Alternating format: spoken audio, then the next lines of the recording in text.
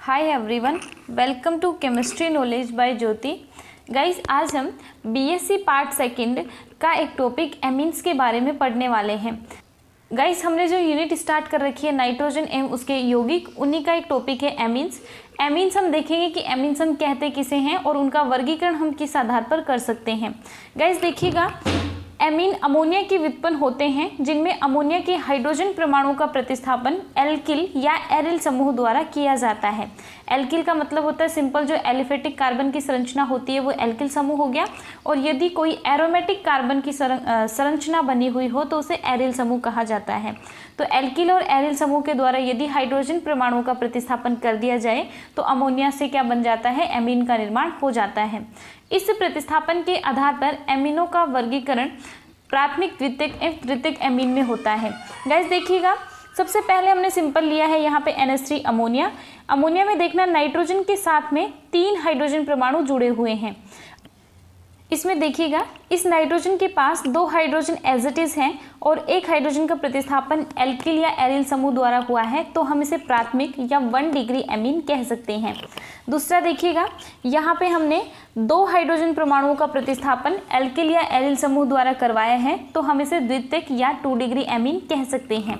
Guys third देखिएगा, third यहाँ पे इस नाइट्रोजन के पास तीनों ही कोई एल्किल या एरिल समूह प्रेजेंट है, तीनों हाइड्रोजन परमाणुओं का प्रतिस्थापन एल्किल या एरिल समूह द्वारा कर दिया गया है, तो हम इसे कहने वाले हैं तृतीयक या 3 डिग्री एमीन। गाइस ये था इसका सिंपल सा वर्गीकरण, जो कि हमने एल्किल और एरिल समूह की संख्या के आधार पे किया था। अब हम नेक्स्ट देखने वाले हैं एमीन में संरचना एवं बंधन। गाइस संरचना एवं बंधन का मतलब है, हम यहाँ पे देखेंगे कि इस एमीन की संरचना किस प्रकार की बनेगी, कौन सा इसमें संकरण होता है, और संकरण के अकॉर्डिंग हम यहाँ पे इसकी संरचना को देखने वाले हैं। गाइस देखिएगा, एलिफेटिक एमीन की संरचना NH3 के समान होती है। अमोनिया के समान ही एलिफेटिक एमीन की संरचना भी होती है। इनमें नाइट्रोजन परमाणु sp3 संकृत होता है। सबसे पहले मैं आपको दिखाती हूँ कि ये नाइट्रोजन परमाणु sp3 संकृत कैसे हैं। गाइस संकरण निकालने के लिए आप क्या करते हैं, यदि सिंपल मेथड आप देखना चाहें, डायरेक्ट जहाँ पे आप पता करते हैं संकरण के बारे में, तो आप लोगों को पता है कि जिस भी एटम पे हमें निकालना होता है उसके बॉन्ड पेयर प्लस में लोन पेयर हमें ऐड करने होते हैं। इन दोनों को यदि हम ऐड करते हैं तो हमें एक नंबर यहाँ पे मिलता है। उस नंबर के अकॉर्डिंग हम डिसाइड करते हैं कि कौन सा संकरण यहाँ पे होने वाला है। तो गाइस देखिएगा, इस नाइट्रोजन के पास यहाँ पे 3 सिग्मा बंध बने हुए हैं। बॉन्ड पेयर यहाँ पे कौन सा आने वाला है, केवल सिग्मा बंधों की संख्या होगी। तो यहाँ पे 3 सिग्मा बंध हैं, 3 सिग्मा बंध हो गए, प्लस में हमें देखना है कि कोई लोन पेयर उपस्थित है या फिर नहीं है। तो गाइस जब आप यहाँ पे देखेंगे तो आपको पता चलेगा कि नाइट्रोजन के पास एक लोन पेयर प्रेजेंट होता है। गाइस यदि आपको नहीं पता है कि लोन पेयर कैसे निकाले जाते हैं, यदि आपको नहीं पता है कि लोन पेयर कैसे निकाले जाते हैं, तो मैंने अपने चैनल पे पहले से एक वीडियो डाली हुई है, how to count number of lone pair. आप वहां से जाकर उसको चेक कर सकते हैं और पता कर सकते हैं कि किसी भी परमाणु के पास लोन पेयर कितने हैं, ये कैसे पता कर सकते हैं। गाइस देखिएगा, यहाँ पे मैंने आपको बताया है कि नाइट्रोजन के पास एक लोन पेयर प्रेजेंट है, तो हम यहाँ पे करेंगे 3 + 1 = 4। मतलब हमारे पास जो नंबर आया है वो कैसा है, 4 है। अब ये नंबर हमें कैसे बताएगा, ये हमें बताता है कक्षकों की संख्या को। 4 है तो हमारे पास टोटल 4 कक्षक होने चाहिए। इसके लिए हम संकरण कह सकते हैं कौन सा होगा, sp3। एक s कक्षक, 3 p कक्षक, टोटल कितने हो गए, 4, और 4 ही नंबर हमारे पास आया था, तो हम कहेंगे कि यहाँ पे संकरण कौन सा उपस्थित है, sp3 संकरण उपस्थित है। गाइज ये था सीधा तरीका जिससे आप पता कर सकते हैं कि संकरण कौन सा है। तो मैंने आपको बताया कि इनमें नाइट्रोजन परमाणु sp3 संकृत होता है तथा नाइट्रोजन परमाणु पर एक एकांकी इलेक्ट्रॉन युग्म या लोन पेयर उपस्थित होता है। sp3 संकरण युक्त होने के बाद भी इनमें बंध कोण 109 डिग्री 28 मिनट से कम होता है। गाइस थोड़ा सा मैं आपको बताना चाहूँगी कि जब किसी भी यौगिक में संकरण sp3 होता है तो उसकी ज्यामिति चतुष्फलकीय बनती है, और चतुष्फलकीय ज्यामिति में बंध कोण का मान 109 डिग्री 28 मिनट होता है। यहाँ पे आपको बोला गया है कि जो आपके पास अमोनिया है, अमोनिया में संकरण sp3 होता है, लेकिन संकरण sp3 होने के बाद भी उसमें बंध कोण का मान 109 डिग्री 28 मिनट से कम होता है। और इसका कारण हम क्या कहेंगे, इसका कारण हम बताने वाले हैं इसमें उपस्थित लोन पेयर को। ये जो नाइट्रोजन पर लोन पेयर उपस्थित है, ये लोन पेयर क्या करेगा, यहाँ से लोन पेयर का मतलब इलेक्ट्रॉन युग्म है, और इस बंध में यदि आप देखेंगे तो एक सिग्मा बंध में भी 2 इलेक्ट्रॉन प्रेजेंट होते हैं। तो ये वाला इलेक्ट्रॉन युग्म और ये वाला इलेक्ट्रॉन युग्म एक दूसरे को क्या करेंगे, प्रतिकर्षित करने वाले हैं। और यदि इन दोनों में आपस में प्रतिकर्षण होगा तो ये क्या करेंगे, प्रतिकर्षण का मतलब क्या है, दूर जाना। तो ये एक दूसरे से दूर जाना चाहेंगे और दूर जाना चाहेंगे तो ये हाइड्रोजन इस वाली जगह से खिसक के कहाँ जाता है, यहाँ पे आ गया। तो यहाँ पे मान लो पहले बंद कोण का मान 109 डिग्री 28 मिनट था, तो अब ये बंद कोण का मान कैसा हो गया है, यहाँ पे कम हो गया है। सेम ऐसे आप यहाँ पे भी देख सकते हैं, इस वाले बंध में भी क्या होंगे, 2 इलेक्ट्रॉन होंगे, एक इलेक्ट्रॉन युग्म हो गया। ये वाला इलेक्ट्रॉन युग्म और ये वाला इलेक्ट्रॉन युग्म एक दूसरे को क्या करने वाले हैं, प्रतिकर्षित करने वाले हैं। और इस प्रतिकर्षण के कारण क्या होगा, ये वाला जो बंध कोण है इसका मान कम हो जाता है। इसीलिए आपको बोला गया है कि यहाँ पे बंध कोण का मान 109 डिग्री 28 मिनट से भी कम होता है, क्योंकि लोन पेयर बॉन्ड पेयर प्रतिकर्षण बॉन्ड पेयर प्रतिकर्षण से अधिक होता है। अब ये बॉन्ड पेयर प्रतिकर्षण कौन सा था, ये जो आपस में हमने बताया है ये तो कौन सा प्रतिकर्षण हो गया, लोन पेयर का और बॉन्ड पेयर का, क्योंकि यहाँ पे ये लोन पेयर है और बंध में जो इलेक्ट्रॉन युग्म उपस्थित है उसे बॉन्ड पेयर कहा जाता है। अब आप ये मान लो कि इधर ये वाला बंध भी तो बना हुआ है, इसमें भी इलेक्ट्रॉन होंगे, तो आप सोचो कि इन दोनों में प्रतिकर्षण हो सकता है। प्रतिकर्षण तो हो सकता है, लेकिन कंपैरेटिवली देखा जाए तो लोन पेयर और बॉन्ड पेयर का प्रतिकर्षण ज़्यादा होता है बॉन्ड पेयर और बॉन्ड पेयर के प्रतिकर्षण की तुलना में। इसीलिए इसके बंध कोण का मान 109 डिग्री 28 मिनट से कम हो जाता है। तो गाइज ये हमने सिंपल सा क्या बताया है, एलिफेटिक एमीन्स जो हैं उनकी संरचना के बारे में बताया है। थोड़ा सा डिटेल में यदि मैं आप लोगों को दिखाऊं तो ये हमने अमोनिया की संरचना बनाई है और इसके ऊपर एक लोन पेयर हमने दिखाया है। यहाँ पे हमने दिखाया है कि ये बंध कोण का मान हमने पहले डिस्कस किया था, तब मैंने आपको बोला था कि 109 डिग्री 28 मिनट से कम होता है। एग्जैक्ट कितना होता है, अमोनिया में ये बंध कोण का मान पाया जाता है 107 डिग्री। और आपने देखा है कि जैसा अमोनिया की संरचना बनी हुई है वैसे ही एलिफेटिक एमीन की संरचना भी बनती है। संकरण इसमें आपको बताया, नाइट्रोजन परमाणु पे sp3, लोन पेयर कितना प्रेजेंट है 1 और बंध कोण का मान है 107 डिग्री।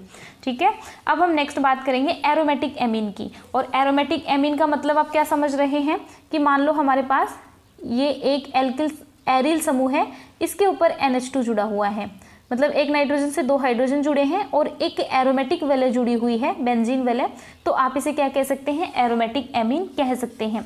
तो ये एरोमेटिक एमीन जैसे एनिलीन की संरचना को अमोनिया से अलग रखा जाता है। इसकी संरचना जो है वो अमोनिया के समान नहीं होती, क्योंकि इसमें नाइट्रोजन परमाणु को sp2 संकृत माना जाता है। हमें पता है कि अभी हमने देखा है कि अमोनिया में नाइट्रोजन sp3 संकृत होता है, जबकि एनिलीन में 2 संकृत माना जाएगा। वो कैसे, वो भी हम देख लेंगे। एक बार देखिएगा, क्योंकि नाइट्रोजन परमाणु पर उपस्थित लोन पेयर शुद्ध p कक्षक में रहता है तथा बेंजीन वेले के पाई कक्षकों के साथ सुगमता से अतिव्यापन कर अनुनाद में चला जाता है। और अनुनाद में चले जाने के कारण यहाँ पे क्या पाया जाता है, इस पे sp2 संकरण पाया जाता है। गाइस आप ये देखना कि यहाँ पे इस नाइट्रोजन के पास लोन पेयर प्रेजेंट है। ये लोन पेयर क्या करेगा, यहाँ पे अनुनाद में जाएगा तो डबल बॉन्ड बनाएगा। और यहाँ पे देखना, अब आप जब आप यहाँ पे काउंट करोगे तो 2 सिग्मा बंध तो ये हो गए, 2 हाइड्रोजन जुड़े हैं सिग्मा बंधों के द्वारा और 1 सिग्मा बंध ये है, टोटल 3 सिग्मा बंध हो गए। अब लोन पेयर की बात करें तो लोन पेयर तो यहाँ पे डबल बॉन्ड बना चुका था, मतलब लोन पेयर तो नाइट्रोजन पे उपस्थित है ही नहीं, और लोन पेयर यदि उपस्थित नहीं है तो आप इसे क्या लिखने वाले, 0। तो टोटल नंबर कितना है आपके पास, 3, और 3 आया तो 1 s कक्षक और 2 p कक्षक, sp2 संकरण यहाँ पे रहने वाला है। गाइस अब हम एक बार देख लें कि ये एनिलीन क्या है और एनिलीन में अनुनादी संरचना को हम किस प्रकार से दिखा सकते हैं। अभी तक आपने सिंपल ये देख लिया कि एरोमेटिक एमीन की संरचना अमोनिया के समान नहीं होती है। अब हम देखेंगे कि क्यों नहीं होती और कैसी हमें दिखाई देती है। ये देखिएगा गाइस, ये हमने लिया है एनिलीन, यहाँ पे आप देखेंगे नाइट्रोजन है, नाइट्रोजन के साथ में 2 तो हाइड्रोजन जुड़े हैं और एक एरोमेटिक वेले जुड़ी हुई है। मीन्स आप कह सकते हैं कि यहाँ पे प्राथमिक एरोमेटिक एमीन आप लोगों के सामने है। तो आप क्या करेंगे, यहाँ पे दिखाएंगे कि इस नाइट्रोजन परमाणु पे एक लोन पेयर प्रेजेंट है। अभी तक देखो हमने कोई अनुनाद नहीं दिखाया है, इसका मतलब ये है कि अभी इसके पास लोन पेयर प्रेजेंट है। अब हम अनुनाद दिखाएंगे। अनुनाद की डायरेक्शन क्या रहेगी, नाइट्रोजन अपना लोन पेयर देगा यहाँ पे, जैसे ही ये लोन पेयर देगा तो इस कार्बन के पास इसको एक फ्री बॉन्ड चाहिए, तो ये वाला पाई बॉन्ड यहाँ से ब्रेक कर जाता है। यहाँ से इसका पाई स्टार कक्षक बनेगा और उस पाई स्टार में क्या करता है, ये लोन पेयर यहाँ पे डाल देता है। आपने पढ़ा है ना कि यहाँ पे देखना नाइट्रोजन परमाणु पर जो लोन पेयर था वो शुद्ध पी कक्षक में था और बेंजीन वाले के पाई कक्षकों के साथ अतिव्यापन करता है। तो यहाँ पे इस पाई बंध का जो पाई स्टार कक्षक बना हुआ था, इस कक्षक में इसने अपना लोन पेयर डाल दिया। जैसे ही लोन पेयर डालेगा तो इस पे देखना इन दोनों के बीच में क्या बनेगा, पाई बॉन्ड। और क्योंकि इसने अपना लोन पेयर दिया है तो इस नाइट्रोजन पे हम क्या दिखाने वाले हैं, पॉजिटिव चार्ज दिखाने वाले हैं। दूसरा, मैंने आपको कहा था कि ये पाई बॉन्ड यहाँ से टूटेगा, ये पाई बॉन्ड टूटेगा तो यहाँ पे क्या करने वाला है, इस कार्बन पे आने वाला है नेगेटिव चार्ज। इस पे जो पॉजिटिव आया था वो तो लोन पेयर की वजह से हट गया है, तो अब हम क्या कर देंगे, यहाँ पे क्या दिखाने वाले हैं, नेगेटिव चार्ज दिखाने वाले हैं। यहाँ तक आप समझ गए हैं।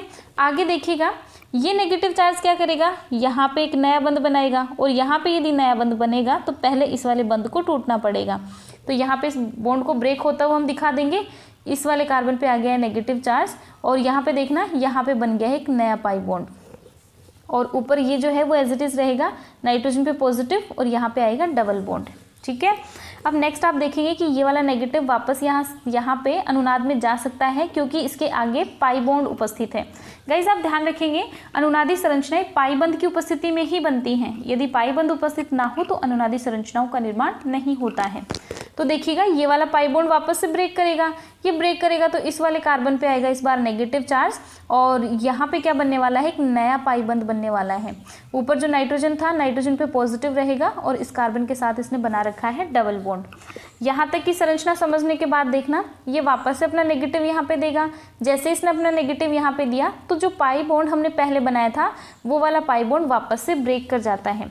जब ये पाई बॉन्ड वापस से ब्रेक करेगा तो नाइट्रोजन का लोन पेयर उसके पास वापस चला जाता है और नाइट्रोजन का लोन पेयर उसके पास चला गया तो ये पॉजिटिव भी हट जाएगा और यहाँ से ये वाले नेगेटिव ने क्या किया था, यहाँ पे पाई बंध का निर्माण कर लिया था। तो गाइज ये इसकी अनुनादी संरचनाएं बनी है। इन अनुनादी संरचनाओं में देखना, ये जो बीच में 3 स्ट्रक्चर बनी है, इन 3 संरचनाओं को आप ध्यान से देखो। इनमें किसी भी नाइट्रोजन परमाणु पर यदि आपको कैलकुलेट करना हो कि संकरण कौन सा है तो आप लोग देखना, यहाँ से हम संकरण काउंट करने के लिए क्या करते हैं, हमें सिग्मा बंधों की संख्या काउंट करनी है, प्लस में हमें लोन पेयर काउंट करना है। यहाँ पे देखना सिग्मा बंध कितने हैं, एक इस वाले हाइड्रोजन के साथ, एक इस वाले हाइड्रोजन के साथ, मीन्स 2 हाइड्रोजन बने हुए हैं तो 2 सिग्मा बंध हो गए और एक यहाँ पे ये वाला सिग्मा बंध है जो इस बेंजीन वाले के साथ में बना है। दूसरा पाई बंध बना हुआ है और पाई बंध को कभी भी संकरण में काउंट नहीं किया जाता है। अब देखो इसके पास कोई लोन पेयर है क्या, इस नाइट्रोजन के पास कोई भी लोन पेयर प्रेजेंट नहीं है, तो यहाँ पे हम सीधा सीधा बोल देंगे कोई लोन पेयर नहीं होने की वजह से हम इन्हें टोटल कर लेंगे और इनका टोटल करेंगे तो हमारे पास आया 3 और यदि हमारे पास समन्वय संख्या 3 होती है तो संकरण हमारे पास निकलता है sp2। तो इस वाली संरचना में संकरण कौन सा है, हमारे पास sp2 संकरण आया है। तो इस आधार पर आप कहेंगे कि इसकी जो संरचना है वो अमोनिया के समान नहीं होती है। नेक्स्ट देखना गाइस, एमिनो समूह के नाइट्रोजन परमाणु के एकांकी इलेक्ट्रॉन युग्म का अस्थानीकरण हो जाने के कारण नाइट्रोजन परमाणु पर इलेक्ट्रॉन घनत्व कम हो जाता है, इसीलिए एरोमेटिक एमीन की क्षारीय प्रकृति कम हो जाती है। गाइस क्षारीय प्रकृति का मतलब होता है कि अपना लोन पेयर बाहर किसी प्रोटॉन को दे देना, और यदि उसके पास लोन पेयर उपस्थित है ही नहीं तो वो बाहर लोन पेयर नहीं दे पाएगा, और बाहर नहीं दे पाएगा तो उसकी प्रकृति क्षारीय नहीं रहेगी या फिर उसकी क्षारीय प्रकृति कम होती है। तथा बेंजीन वलय पर इलेक्ट्रॉन घनत्व बढ़ जाने के कारण वलय इलेक्ट्रॉन्स ने ही आक्रमण की सुगमता बढ़ जाती है। अब बेंजीन वलय में नेगेटिव चार्ज आया है और नेगेटिव चार्ज आने का मतलब क्या हो गया कि उसका इलेक्ट्रॉन घनत्व बढ़ गया है, और इलेक्ट्रॉन घनत्व यदि बढ़ गया है तो उस पर कोई भी इलेक्ट्रॉन्स ने ही आक्रमण हो सकता है। इलेक्ट्रॉन्स नहीं का मतलब है कि एक ऐसे स्पीसीज जिस पे पहले से पॉजिटिव चार्ज हो, और पॉजिटिव का मतलब हम किससे मान के चलते हैं कि उसके पास इलेक्ट्रॉनों की कमी है, और यहाँ पे इस वलय में हमने नेगेटिव दिखाया है, और नेगेटिव का मतलब है कि उसके पास इलेक्ट्रॉनों की अधिकता है। तो ये नेगेटिव और पॉजिटिव आपस में बॉन्डिंग कर सकते हैं, इसीलिए बोला गया है कि इस वलय का इलेक्ट्रॉन घनत्व बढ़ जाने के कारण इसमें इलेक्ट्रॉन्स ने ही आक्रमण की सुगमता बढ़ जाती है। गाइज ये था सिंपल एमीन्स के बारे में, एमीन्स की संरचना और बंधन और उसके वर्गीकरण के बारे में। आई होप आपको वीडियो अच्छी लगी होगी। यदि आपको वीडियो अच्छी लगी है तो लाइक शेयर और सब्सक्राइब जरूर कीजिएगा। Thank you so much for watching.